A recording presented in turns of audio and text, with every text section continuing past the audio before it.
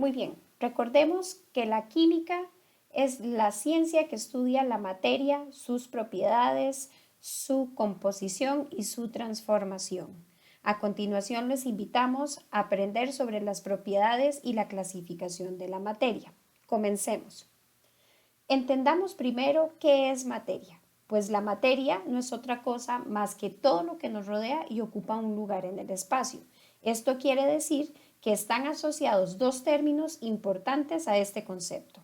Este primer término se refiere a la masa y un segundo término referido al volumen.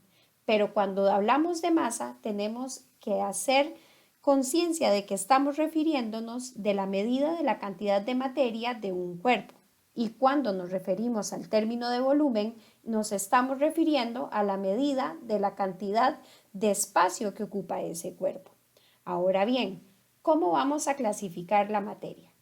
Pues bien, la materia se va a clasificar en dos grandes grupos. El primer grupo según los estados de la materia, es decir, sólido, líquido y vapor. Aunque recordemos que existen 5 estados, ¿cierto? No solo los 3 que mencionamos antes, sino que también existe el estado condensado de Bose-Einstein y también el plasma. Sin embargo, vamos a centrarnos en el estudio de los 3 principales. Ahora, ¿cuál sería la segunda forma de clasificar la materia? Pues va a ser desde el punto de vista desde su composición, es decir, cuando analizamos la materia para saber si es un elemento, si es un compuesto o si es una mezcla, ¿cierto? Teniendo presente que aquí aparecerán otros términos como el de molécula y que por molécula entenderemos aquellas combinaciones de dos o más átomos. Muy bien. Los estados de la materia, ¿qué características tienen? Bueno, pues los 3 principales son sólido, líquido y gas.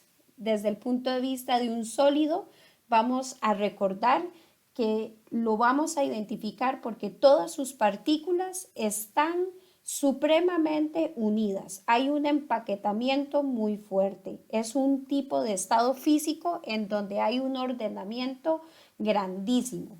También se caracterizan porque esa unión entre partículas se le llama cohesión molecular y esa cohesión molecular es muy alta, provocando que sus partículas no se puedan mover. De hecho, las partículas de un sólido solamente vibran.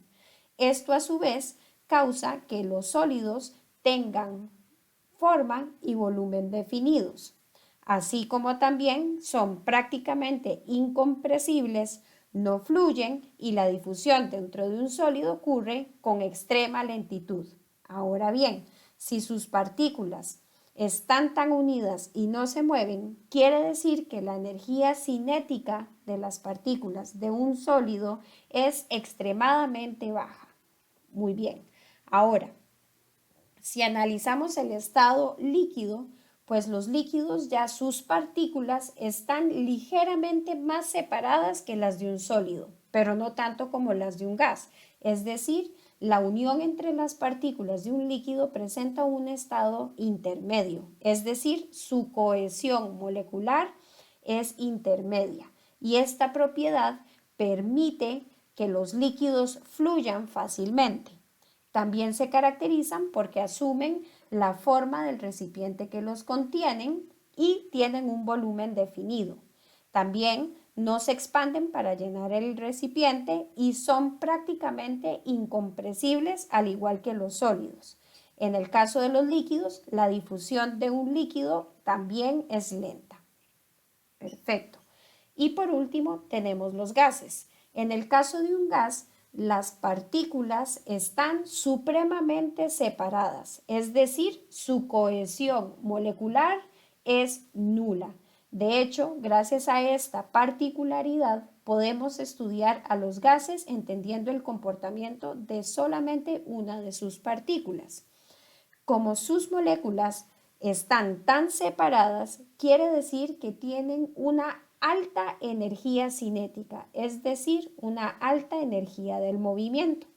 También los gases se caracterizan porque adoptan la forma del recipiente que lo contienen, no tienen un volumen definido, sino que es indefinido, es compresible y esta característica es única y exclusiva de los gases, se logran comprimir, fluyen fácilmente y la difusión de un gas ocurre rápidamente.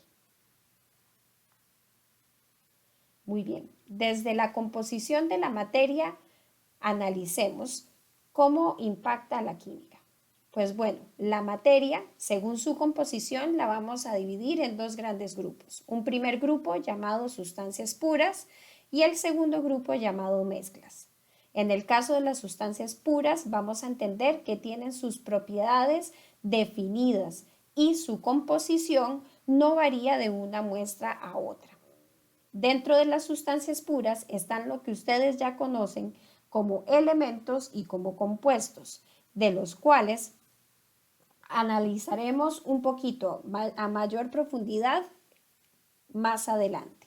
En el caso de las mezclas, vamos a entender que son combinaciones de dos o más sustancias en las que cada uno mantiene su propia identidad química, es decir, tiene varios componentes y cada componente va a mantener esas propiedades características específicas. Muy bien, dentro de las mezclas vamos a tener las mezclas homogéneas, los coloides y las mezclas heterogéneas.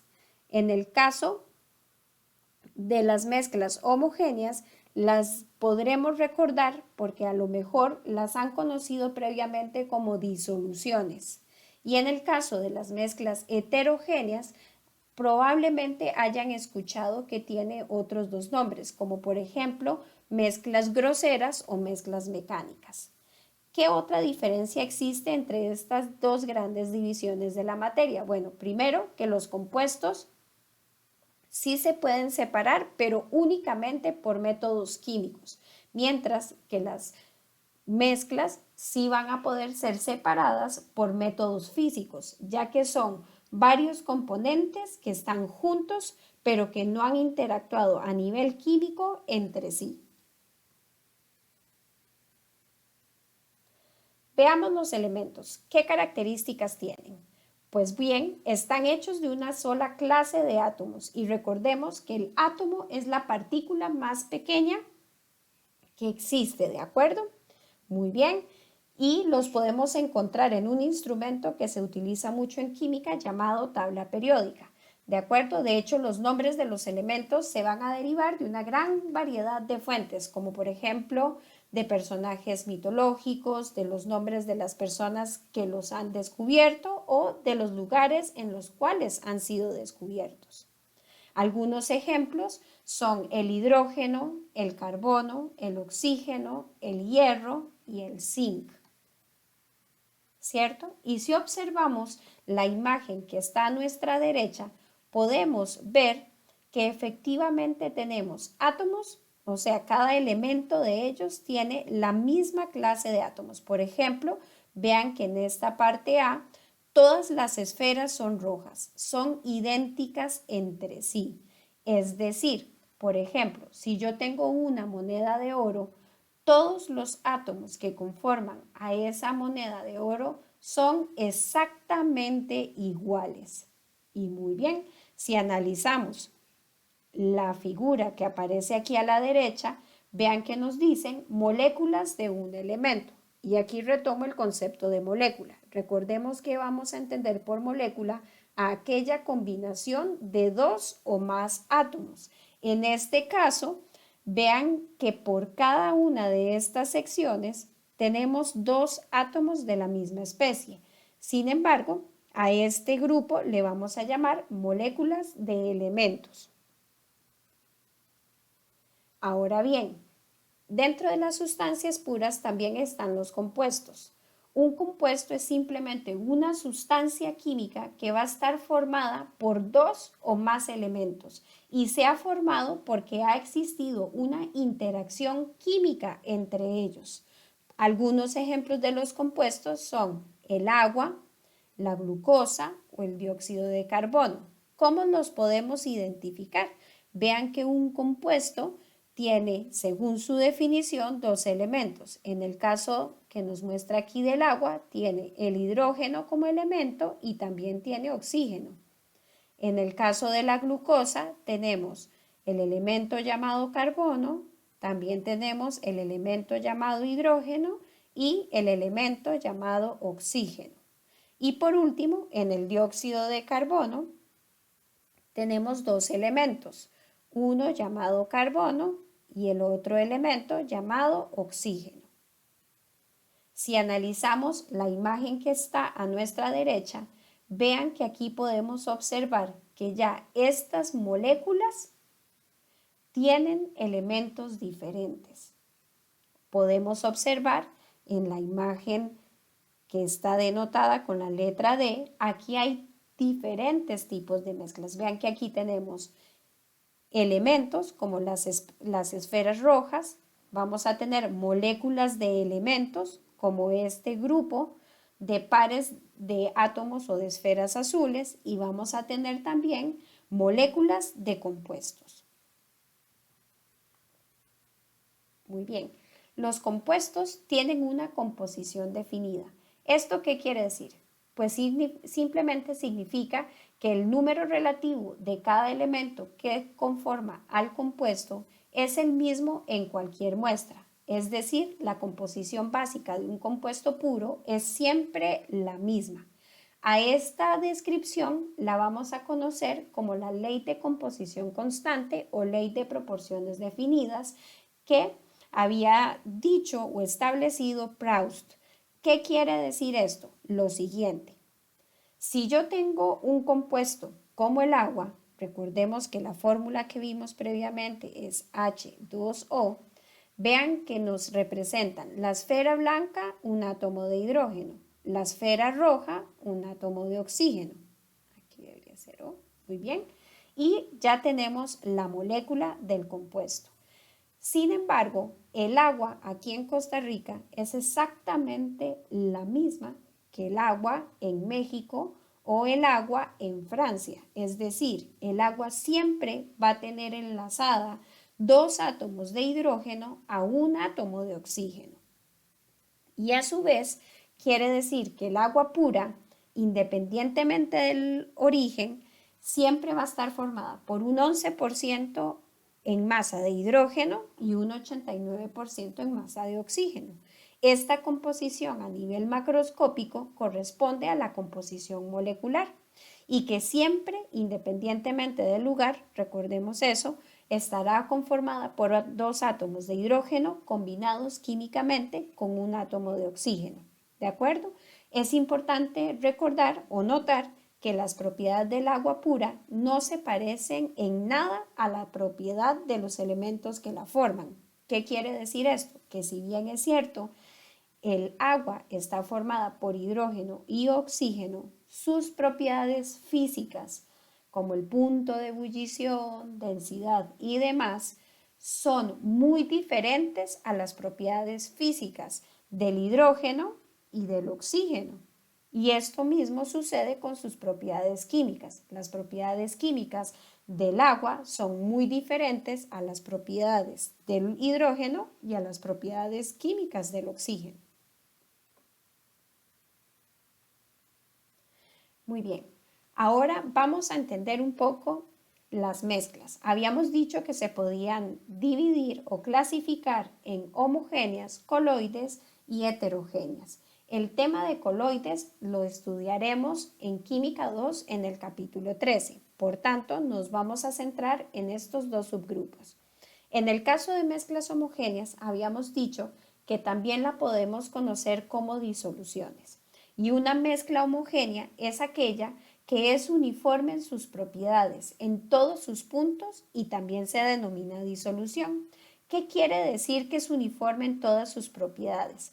Que de forma visual hay una aparente única fase, ¿de acuerdo? O sea, hay una sola fase en apariencia.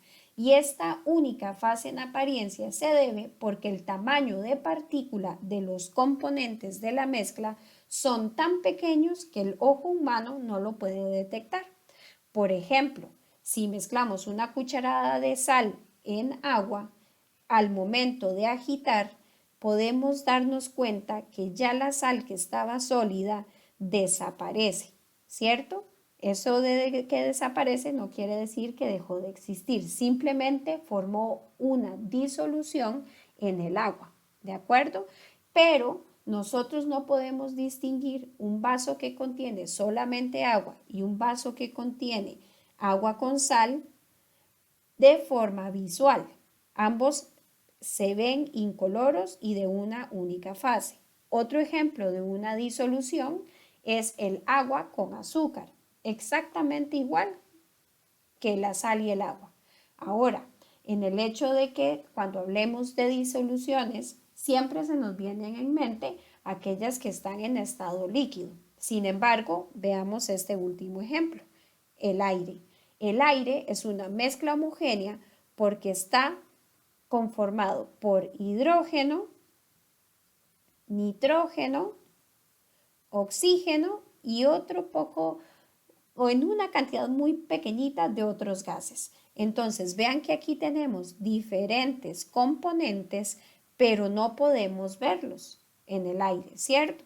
Entonces, es una mezcla homogénea y su estado físico es gaseoso. Muy bien. ¿Qué otro tipo de mezclas homogéneas tenemos? Las aleaciones, por ejemplo, el acero inoxidable, que es una mezcla en la que participan dos sólidos. ¿Qué otra característica es importante que conozcamos de las mezclas homogéneas? Pues bueno, van a tener dos componentes que probablemente ya ustedes los conocen.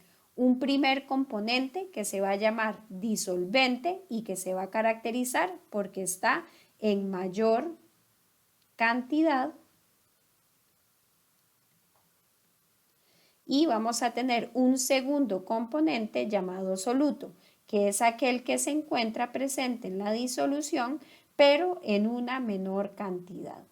Una vez que estos dos componentes hayan entrado en contacto, ¿cierto? Y hayan interactuado entre sí, pues van a formar la disolución o la mezcla homogénea.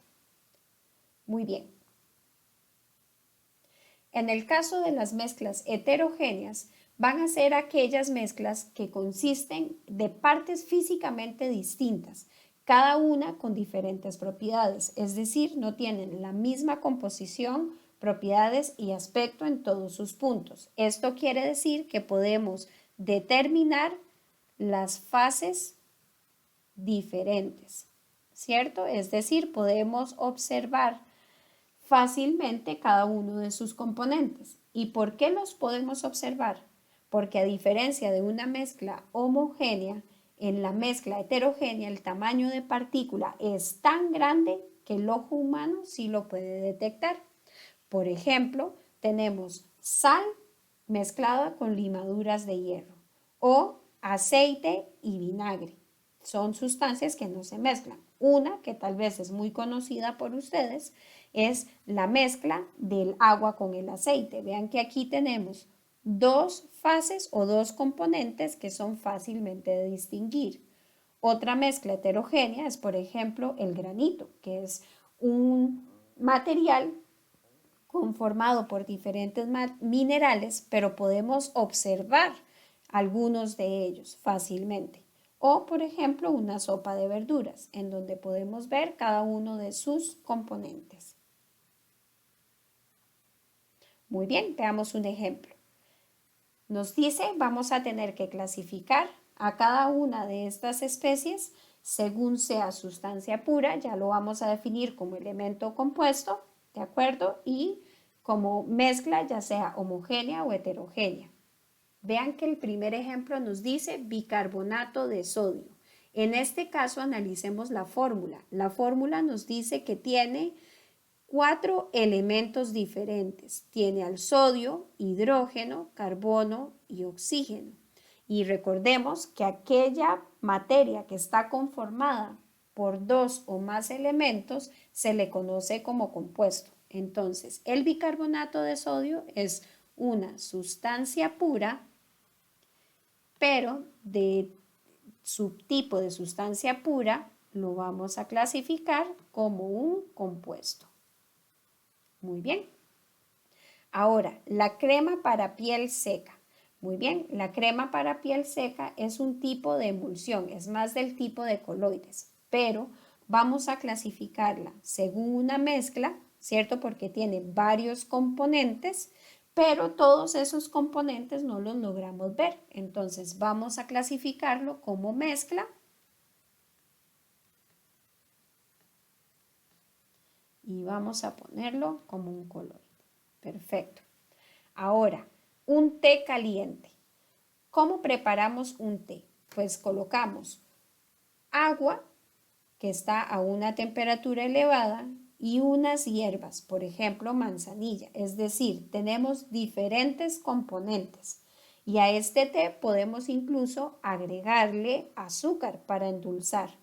Entonces estaríamos añadiendo un componente más, pero cuando ya terminamos de preparar el té, no logramos observar ni los componentes que la hierba aportó, ni el azúcar que hemos disuelto. Por tanto, el té caliente va a ser una mezcla porque tiene diferentes componentes, pero como no logramos observar a sus componentes, va a ser catalogado como una mezcla homogénea, es decir, una disolución.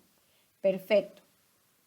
Una olla de hierro, como aquellas que se utilizaban hace muchos años atrás para cocinar.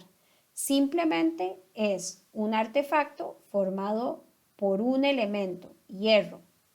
Entonces va a ser una sustancia pura y como es solamente formada por hierro, vamos a clasificarla como elemento. Muy bien. Un arroz cantonés. Pues bien, al arroz cantonés podemos observar el jamón, la cebolla, el cebollín y otro tipo de carnes que se le agregan. Por tanto, podemos ver a cada uno de los componentes. Como está formado por varios componentes, va a ser considerado una mezcla. Y como los podemos observar, va a ser una mezcla heterogénea. Muy bien. El agua destilada. Aquí es importante porque cuando hablamos de agua destilada estamos hablando de agua pura. Recordemos que la fórmula química del agua es H2O. Muy bien. Si es agua pura porque es destilada, quiere decir que solamente es aquella sustancia que va a estar formada por hidrógeno y por oxígeno. Por tanto, es una sustancia pura y como está formada por dos elementos, vamos a clasificarla como un compuesto. Muy bien.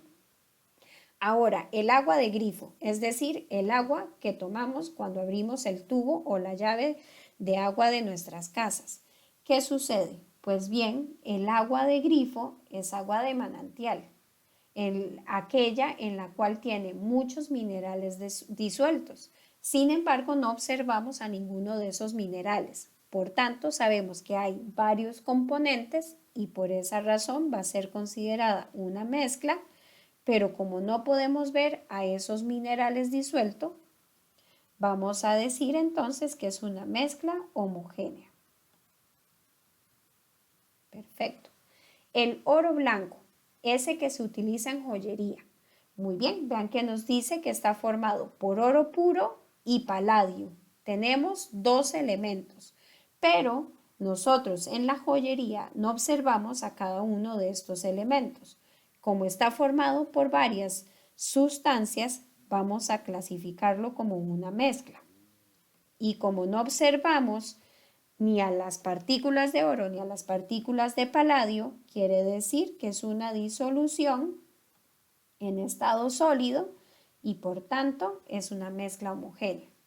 Ahora bien, la aspirina, si bien no nos dan la fórmula, podríamos revisar en una caja de aspirinas que está formada por carbono, hidrógeno y oxígeno. Está formada por estos tres elementos.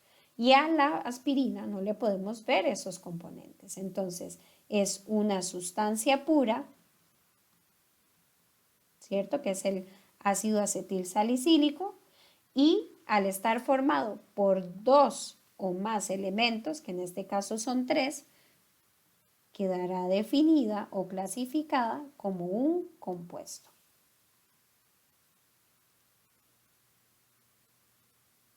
Ahora bien, recordemos también que la química estudia a la materia desde el punto de vista de sus propiedades. ¿Cuáles van a ser las propiedades de la materia?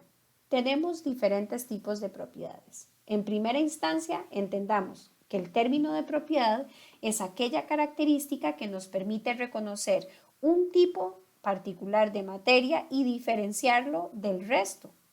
Ahora, hay poco más de 100 sustancias denominadas elementos. Es más, son alrededor de 118, 120 elementos que se van a combinar entre sí de forma química para formar toda la materia que compone el universo, ¿cierto?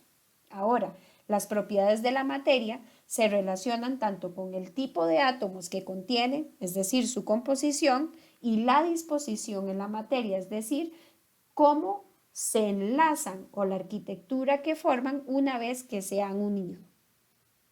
Estas propiedades de la materia vamos a tener las consideradas propiedades intensivas y propiedades extensivas. Entendamos por propiedad intensiva aquella propiedad que es independiente de la cantidad de sustancia que esté presente. Por ejemplo, la densidad, el punto de ebullición, el color, la facilidad con que se oxida una sustancia, la temperatura, etc. ¿Por qué? ¿Cómo vamos a poder definir? Entonces, supongamos que tenemos un vaso con agua. Muy bien.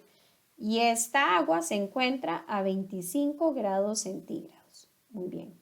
Pero también vamos a contar con una piscina y esta piscina también tiene agua que se encuentra a 25 grados Celsius. Es decir, el agua está a la misma temperatura. En el vaso con agua tenemos, imaginemos, alrededor de 100 mililitros, mientras que en la piscina supongamos que tenemos 25.000 litros de agua. Perfecto. ¿Cuál de las dos tiene un mayor punto de ebullición? Sabemos que el punto de ebullición del agua es 100 grados Celsius, pero ¿será que el vaso tiene un punto de ebullición mayor que el agua de la piscina? No, ¿verdad? Aunque tengamos menor cantidad, el punto de ebullición de estos 100 mililitros de agua es 100 grados Celsius, al igual que estos 25 mililitros de agua. Su punto de ebullición es 100 grados Celsius. Entonces, como pueden observar, esta propiedad física llamada punto de ebullición no depende de la cantidad de sustancia que está presente. Es por eso que es considerada una propiedad intensiva. Ahora, una propiedad extensiva va a ser aquella que depende de la cantidad de sustancia presente. Por ejemplo, si yo llego y tengo un fósforo y lo enciendo, este fósforo va a emitir, si le acercamos la mano, una cierta cantidad de calor. Muy bien. Pero ¿qué pasa si en vez de un fósforo yo tengo una fogata?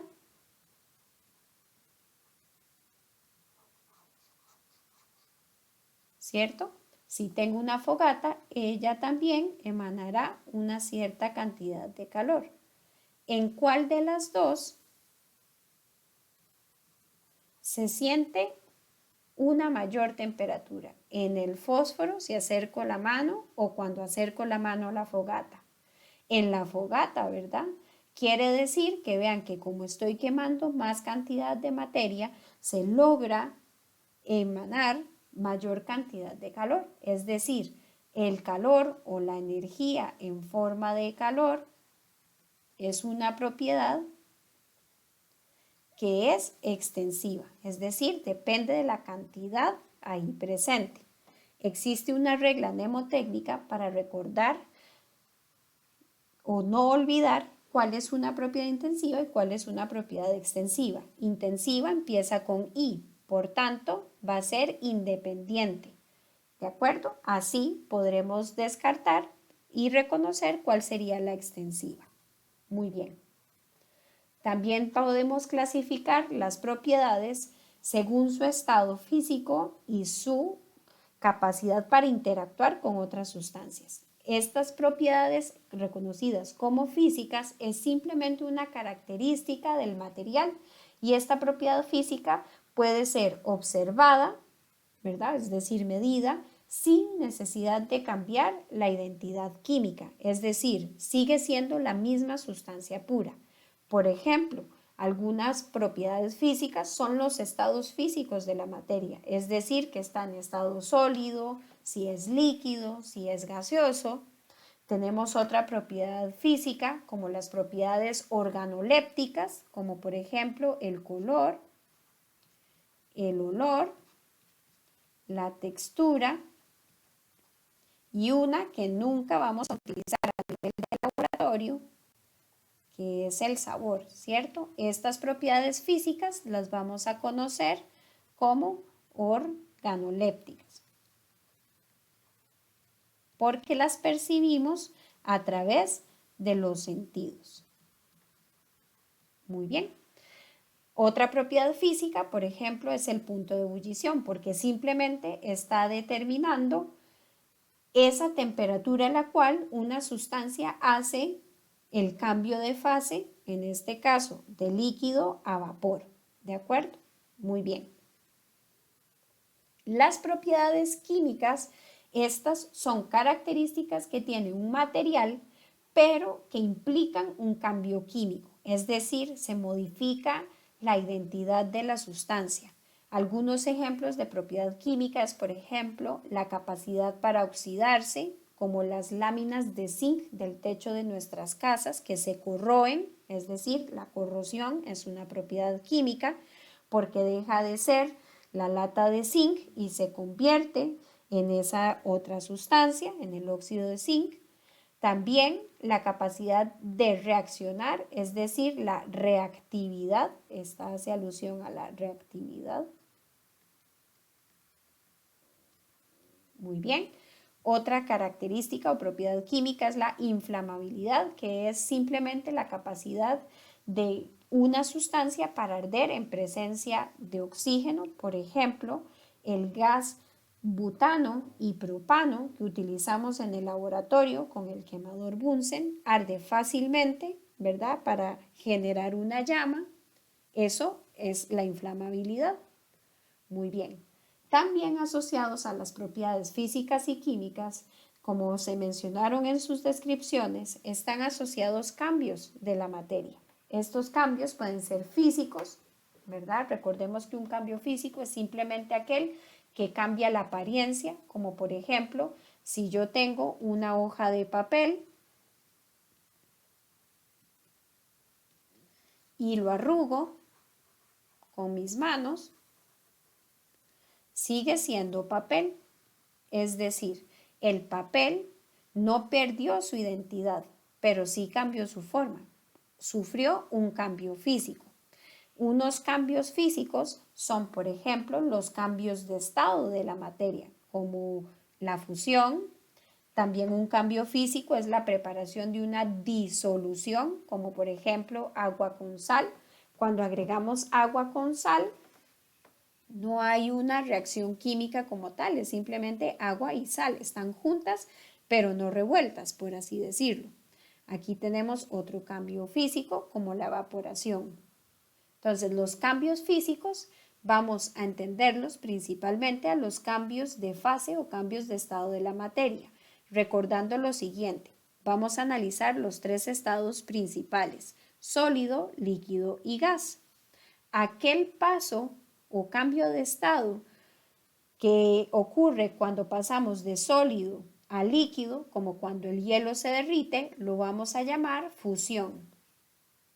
Cuando ponemos agua a evaporar o a calentar y se evapora, es decir, hace la transición de líquido a gas, vamos a conocerlo como vaporización, aunque también se llama ebullición. Muy bien.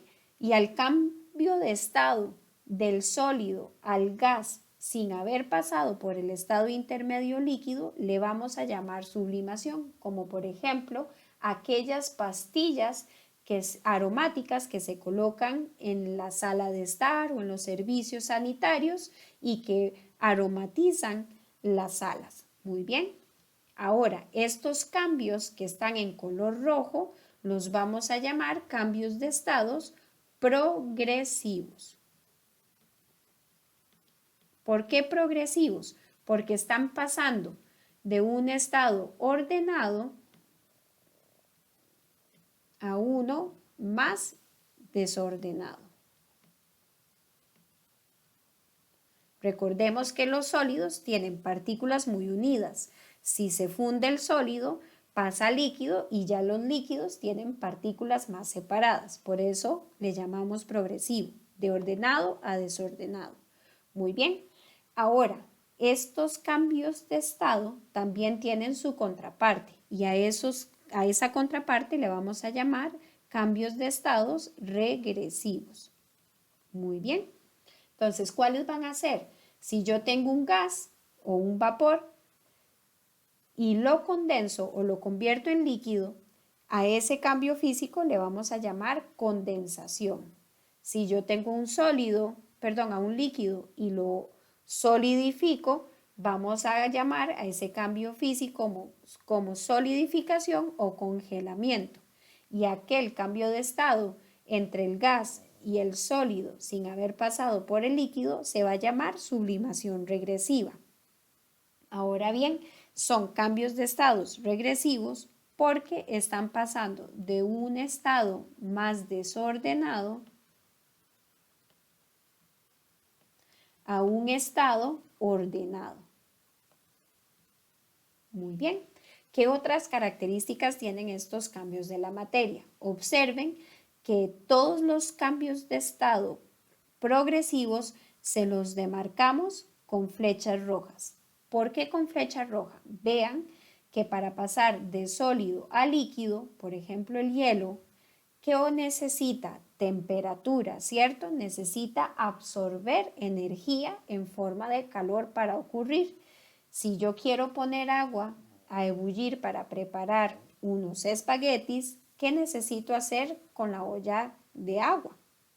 Necesito calentarla. Entonces, todos los cambios de estado progresivos les vamos a llamar cambios endotérmicos. Endotérmicos porque absorben energía y esta energía es en forma de calor y la obtienen del medio, ¿cierto? Ahora, por el lado contrario, en los cambios de estados regresivos, vean que más bien si yo quiero pasar de líquido a sólido, como para preparar hielo, necesito colocar esta agua en el congelador. Es decir, necesita más bien disminuir la temperatura, pero al disminuir la temperatura necesita liberar energía a estas partículas. ¿Por qué la liberan? Porque están en un estado más desordenado, puesto que están separadas y tienen esa libertad, y a la hora de pasar a un estado más ordenado, para que ellas quieran estar en ese estado más ordenado, necesitan liberar parte de la energía que tienen y por eso son procesos exotérmicos y se les llama exotérmico aquel proceso que libera energía en forma de calor. Muy bien. Ahora, un cambio químico vamos a entenderlo también como una reacción química y como mencionamos previamente, en esta ocasión vamos a tener dos sustancias originales que cuando entran en contacto entre sí y reaccionan a nivel químico, forman una nueva sustancia y esa nueva sustancia va a tener propiedades físicas y químicas diferentes, como en el caso de la formación del agua. Entonces vamos a entender por un cambio químico como aquel cambio en el que una o más tipos de materias se transforman en uno o varios nuevos tipos de materia, es decir, en un cambio químico, que es una reacción química, hay un cambio de identidad.